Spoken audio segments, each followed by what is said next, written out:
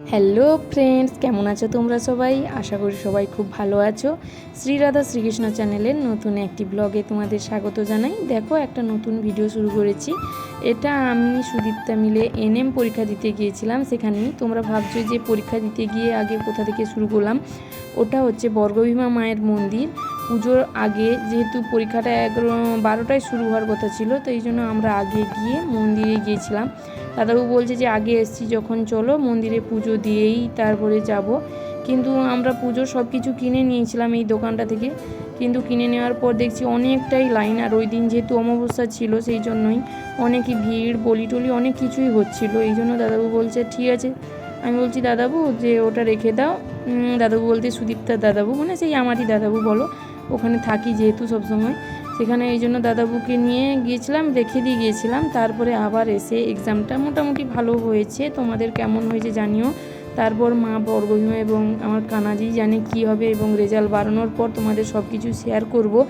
দেখো, তারপর আমরা এসেই আমি দাদাবু এবং সুদীপ্তা মিলে উপরে চলে যাচ্ছি আবার ডালাটা ফুলের পূজার ডালাটা নিয়ে করে। দেখো, তাও খুবই ভিড় দেখতে পাচ্ছ। পরীক্ষা শেষের অবস্থা এটা।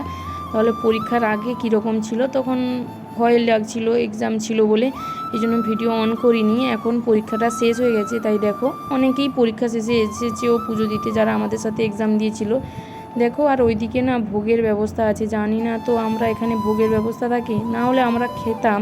কিন্তু টিকিট ওখানে 9টার সময়ই শেষ হয়ে গেছে, তাই আমরা ভোগ পেলাম না। আর এখানে দেখো কি ঠাকুর জানিনি, সব রকম ঠাকুরই আছে, কিন্তু ওই বট গাছটাকেও মন্দিরের মতো করে রেখেছে। বট গাছে এমনিতেই নানান ঠাকুরের বসবাস থাকে, ওটা এই জন্য দেখাচ্ছিলাম। আর ওখানে দেখো সবাই খেতে বসছে, আমি তো দেখে আমাদের যেহেতু এমনিতে পরীক্ষার পরে ভয়ে ভয়ে খাওয়ারও তেমন খাওয়া হচ্ছিল না সকাল থেকে, পরীক্ষা শেষে জানি খাবো, তারপরে তো হলোই না।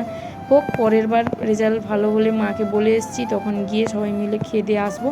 আর ওখানে দেখো গাছটায় কি ধাগাতে ভর্তি। আর এটা হচ্ছে মায়ের পুকুর, মানে ওই বর্গভীমা মন্দিরেরই পুকুর এটা। আর এখানে এই আলপনাটা দেখো, এখানে বিয়ে থেকে সব কিছুই এখানে হয়। এখন আজকে যেহেতু অমাবস্যা সেই জন্য ওই দিন, আজ নয়, সেহেতু একটু পরেই ভিডিওটা আপলোড হচ্ছে, এই জন্যই কি ভিড় দেখো। আর আমরা যখন পুজো দিতে এসেছিলাম তখন, মানে পরীক্ষার আগে দেখি না 4টা আরও মনে হয় ছাগল বাঁধানো ছিল, মানে বলি হওয়ার জন্য সব কিছুকে রেডি করেছিল। আর এই গাছটাকে দেখো, আমি তো দেখেই অবাক হয়ে গেছি, মানে প্রচণ্ড ধাগা বাঁধা ছিল। আমরা বাঁধবো ভাবছিলাম, তারপরে বাঁধিনি। আর এই দেখো কি লাইন। অনেক শেষে মায়ের মন্দিরে এসে দর্শন পেলাম। আর ঠাকুরমশাই তো ভিড়ে যা হয় জানো, দেখো ফুল দুটো ফিকে কথা বলতে বলতে এদিকে, যা হোক ভগবানের দয়া, ঠাকুরমশাই সব কিছু জানেন। আর মায়ের দর্শনটাও ঠিকমতো পেলাম না। দেখো ওই আর একজন ঠাকুরমশাই এসে মায়ের সামনে এসে দাঁড়িয়েছে। যেমন পেরেছি তোমাদের সাথে শেয়ার করছি ভিডিওটা।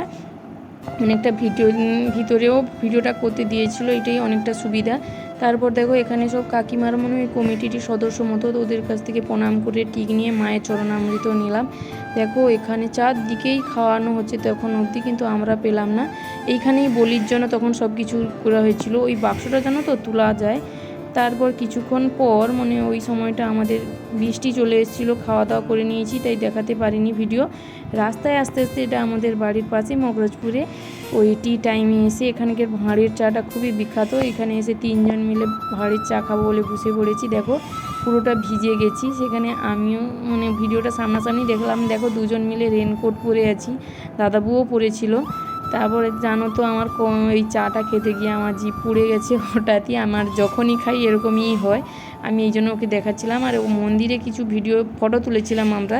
দেখো দাদাবুই তুলে দিয়েছিল, দাদাবুর সাথেও তুলে দিয়েছিলাম দাদাবুকে। আর এই দেখো মায়ের দর্শনটা ঠিকমতো করছিলাম না, এই দেখে নাও তোমরা, সব কিছুটা দাদাবুই তুলে দিয়েছে। তোমাদের ভিডিওটা কেমন হলো জানিও। এখন পর্যন্ত বাই।